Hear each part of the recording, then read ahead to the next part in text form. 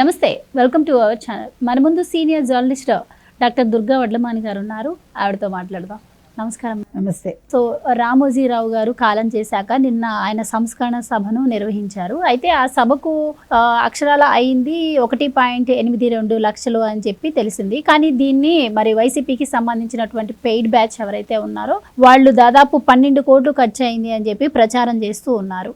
So కానీ ఆ సభ టైంలోనే మరి ప్రభుత్వం కొంచెం ఆంధ్రప్రదేశ్ ప్రభుత్వం కొంచెం అప్పుల్లో ఉన్న నేపథ్యంలో రామోజీరావు గారి కుమారుడైనటువంటి ఆయన 10 కోట్లు విరాళం ఇచ్చారు అని చెప్పి కూడా ప్రభుత్వానికి ఒక న్యూస్ అయితే వచ్చింది.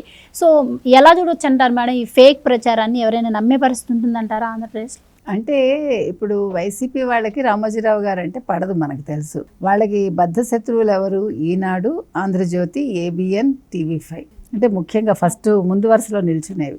కాబట్టి రామోజీరావు గారికి ఇంత పెద్ద ఎత్తున ఒక సంస్మరణ సభ జరగటం అనేది వాళ్ళు జీర్ణించుకోలేకపోతున్నారు. అది భరించలేని విషయం కదా. అది కూడా ప్రభుత్వం తరఫున చేశారు. ఎందుకు చేశారు? రామోజీరావుకి చేయాల్సినంత అంటే అంత ఇది ఉందా అంటే డెఫినెట్గా ఉంది ఆయనకి. రామోజీరావు గారు అక్షరం కోసం ఆయన పడ్డ పాటలు, ఈనాడు పత్రికని మనకి సూర్యోదయానికి ముందే మనకి ఇవ్వడం కోసం పడ్డ తపన, ఇవన్నీ ఉన్నాయంటే తెలుగు భాషకి ఆయన చాలా చేశారు.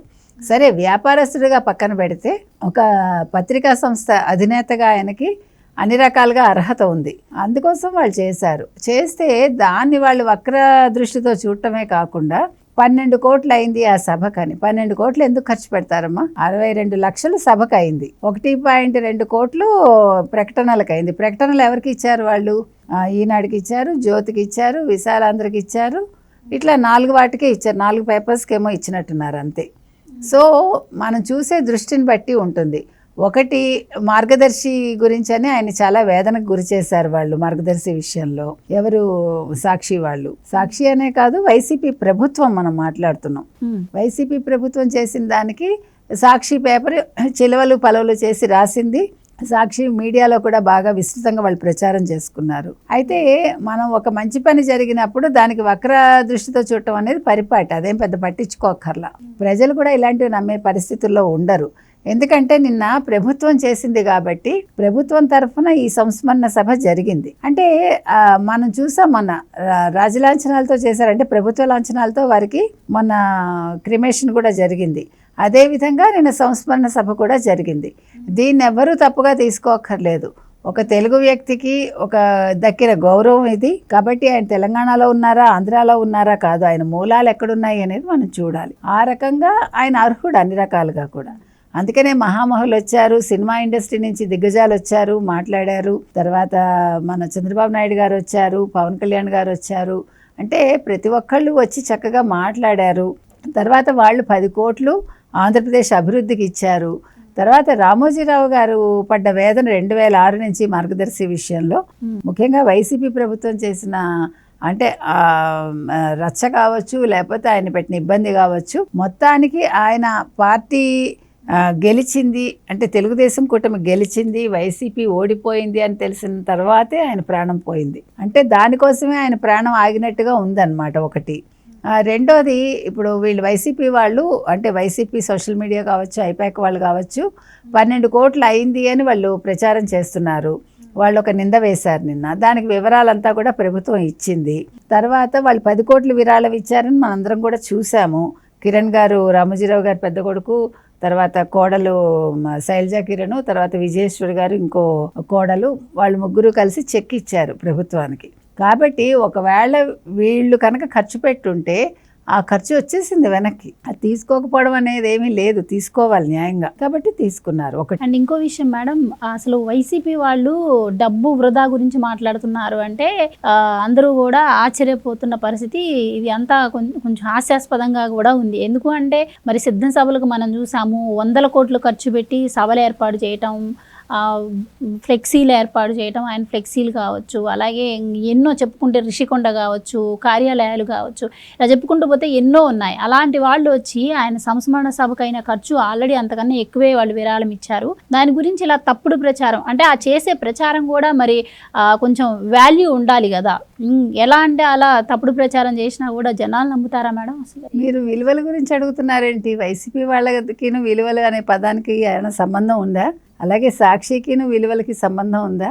మనం అలాంటి పదాలు కానీ అన్నీ వాళ్ళ డిక్షనరీలో అలాంటి పదాలు ఉండవండి. మనం కొంతమంది దగ్గర నుంచి కొన్ని ఎక్స్పెక్ట్ చేయకూడదు. సో విలువలు, నిజాయితీ అవంతా వాళ్ళ దగ్గర నుంచి ఎక్స్పెక్ట్ చేయకూడదు.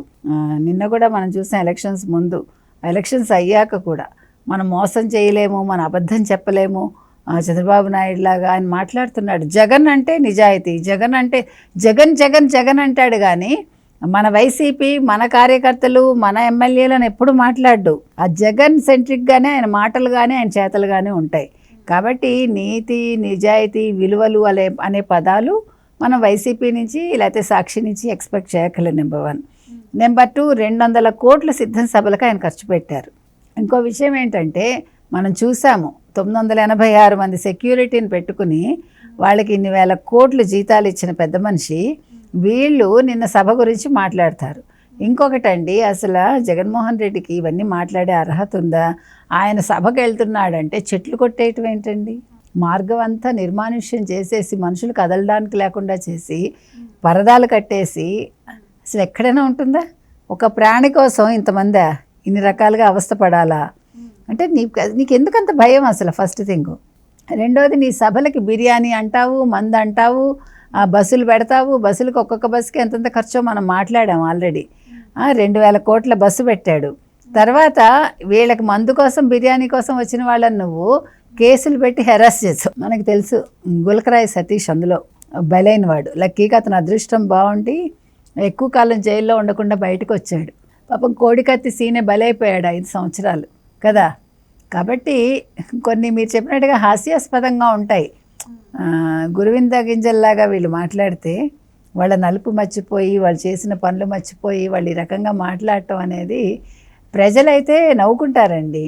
ప్రజలు ఇప్పటికే నవ్వుకుంటున్నారు. మీరు చెప్పిన రిషికొండ కావచ్చు, లేకపోతే 26 ప్యాలెస్లు కావచ్చు, వాళ్ళు చేసిన అక్రమాలు కావచ్చు, తర్వాత భూదందాలు కావచ్చు, మద్యం దందాలు కావచ్చు, ఇట్లా ప్రతి ఒక్కటి కూడా. అందుకని ఈరోజు రామోజీరావు గారి గురించి లేకపోతే ఆయనకి జరిగిన సంస్మరణ సభ గురించి మాట్లాడే అర్హత వైసీపీకి కానీ వైసీపీ సోషల్ మీడియాకి కానీ ఎవరికీ లేదండి. Thank you so much.